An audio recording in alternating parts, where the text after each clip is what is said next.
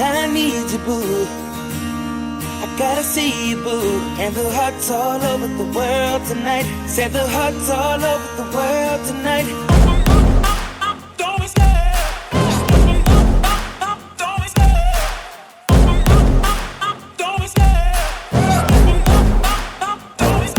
I love the chase and the hunt, and I set the pace when I'm running. I always take what I want and I always give it 100. Don't need a bank, no I'm funded. Play the game. Kamusta mga kabiyahero? Nandito na naman tayo ulit sa Fusion Alley. Ako si BRB Basti Batistis. At syempre, hindi tayo magpapakuli sa mga nagte-trending na pagkain dito sa Fusion Alley. Nagpunta na tayo dito before, pero ngayon, susubukan naman natin yung mga talagang nag-trending na pagkain dito. Tikman naman natin ngayon. Tara, samahan niyo ako dito pa rin sa Tonyo Biyahero Channel. Let's go!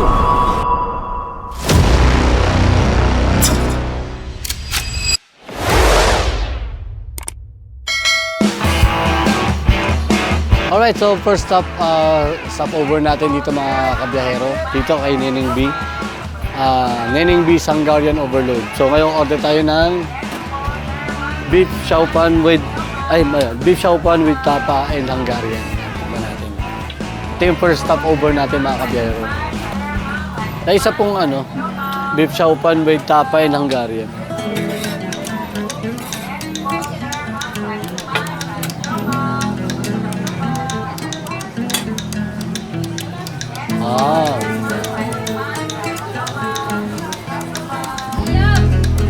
Neneng B. Solid siya guys. Oh. Ang dami yung serving. Oh. Parang dito pa lang mabubusog na ako dito. Oh. Punong-puno siya. Oh. Pagdating pala ng order, mapapansin mo na agad ang bango ng bagong lutong chow fan. Napaka-generous ng serving at kitang-kita ang malalambot na beef strips na nakahalo sa fried rice. Kasama pa ang isang malaking Hungarian sausage na talagang nakakadagdag sa excitement. Unahin natin yung chow fan. Sa unang subo pa lang, ramdam mo na agad yung sarap. Malasa ang timpla, hindi sobrang alat at pantay ang pagkakaluto ng kanin. Bawat subo ay flavorful at siguradong mapapadami ang kain mo. Ngayon, tikman naman natin ang beef. Malambot ang karne at madaling nguyain. Ramdam mo ang linamnam nito at bagay na bagay ang lasa kasama ng chow fan. At syempre, hindi mawawala ang Hungarian sausage. Juicy, smoky, at may tamang alat na talagang bumabagay sa buong meal. Kapag pinagsama-sama mo ang chow fan, beef at Hungarian sa isang subo, masasabi mong sulit ang bawat kagat. Sobrang pasado sa amin ang beef chow fan with Hungarian ng Neneng B. Sarap, nakakabusog at sulit para sa presyo. Isa itong meal na babalik-balikan mo kapag napadpad ka dito sa Fusion Alley. Kung mapapadaan kayo rito, huwag kalimutang subukan ang kanilang beef chow fan with the Hungarian at ibahagi rin sa amin ang inyong experience.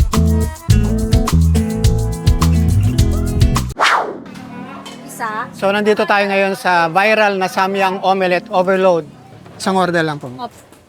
Yung hindi manghang, hindi manghang ba yan? Manghang pero carry na. Kaya naman yung... Kaya naman. Hindi. Ayoko kasi ng... Or naman po yung... So, dito tayo, pila tayo sa habang inaantay natin yung Samyang Omelette na ginagawa.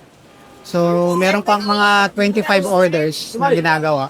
Mabilis lang ba yan, te? Mabilis lang. Mabilis lang naman daw yung order, mga around 5 minutes, luto na siya. So, lulutuin lang yung noodles and then after nun, lalagyan na ng mga pampalasa. Tapos, magluluto ng itlog. Mabilis lang naman yung pagluluto ng itlog, yung omelette. So, ayun, abangan natin. So mga kabiyahero, marami na rin mga sikat yung nagpunta rito tulad ni na Team Canlas, ni na Ivana Alawi, Bex Battalion, Ewik Mukbang, si Ka-Food Trip. Ito, si Alex Gonzaga. So ito, nakuha na natin yung order natin na Samyang Omelette. Ngayon, taste test naman tayo.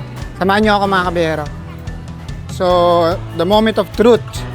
Tikman natin yung kanilang trending na Samyang Omelette dito kay Ma'am Naomi Peña. Tikman muna natin yung kanilang itlog.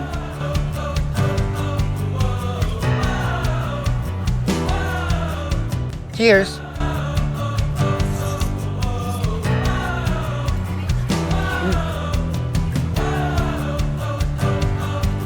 Okay siya. Cheesy. Nasa mo yung cheese. Meron tong kasamang cheese sa loob. Tikman natin ngayon yung noodles.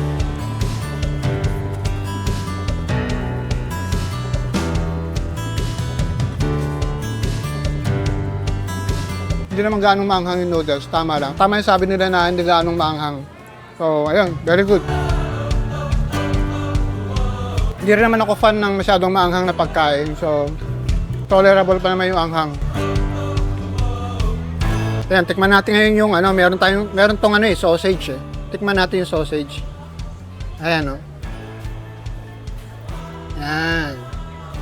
Tikman natin kung okay ba.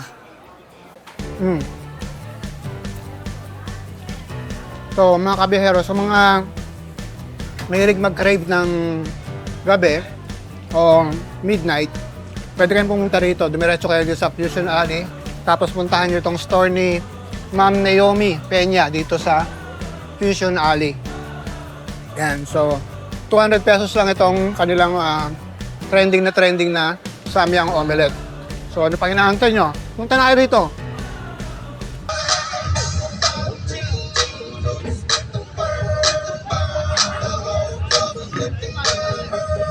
Hindi lang pala sherbet ang dahilan kung bakit maraming bumabalik sa sherbet ni Chris Brown sa Fusion Alley, kundi pati ang taong nasa likod nito. Habang hinihintay namin ang aming order, kapansin-pansin agad ng kanyang happy at cool vibe.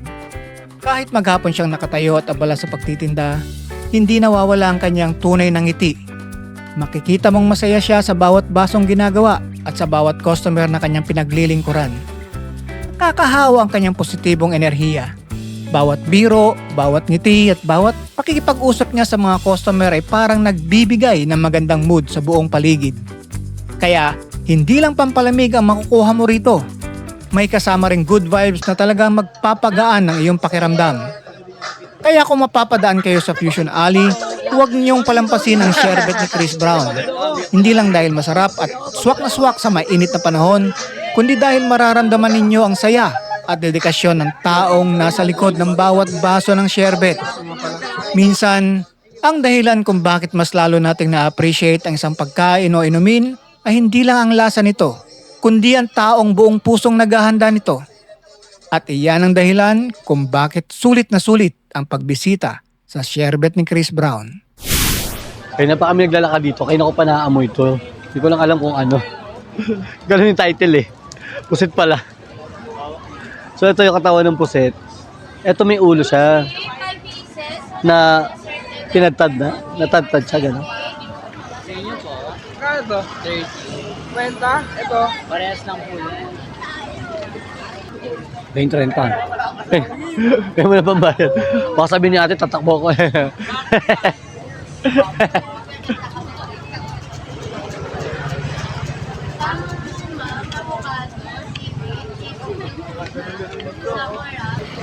Ang galing, hindi siya makunat. No? After natin mag-toothpick ng poset, tignan natin itong dragon fruit. Kaya na pa ako curious dito. Ang never pa ako nakakain ng dragon fruit all my life. Pero dito muna tayo sa juice. So, ito yung mga benefits ng dragon fruit. Wala siya dragon lang. With alkaline water. Oo. With alkaline battery, water. Pag battery, mampalakas. And then time 1, 5 plus 3. Dragon fruit. Ito sa pinakasansin na prutas itong dragon fruit. Yung puno ng vitamins and minerals. So, ito na nga. Ikot na naman tayo dito sa Fusion Alley. At nakasubok ng iba't ibang food. At ano ba ang next natin gagawin? Kain pa ba tayo? Hindi ko alam. Wala na akong maisip na pwedeng targetin dito eh. Siguro sa susunod, pag may maharap tayo na matatarget. Kasi masyado ako ma-overwhelm dito pagka wala kang target na food na gusto mong kainin. Ma-overwhelm ka. So, nalilito ka kung anong gusto mo talagang kainin pag nandito kasi wala kang plano. Kasi sa itong vlog namin ito, yung target talaga namin yung mga trending, yung mga sikat, na pinuntahan ng mga vlogger, ng mga artista. So yun yung tinarget naming puntahan.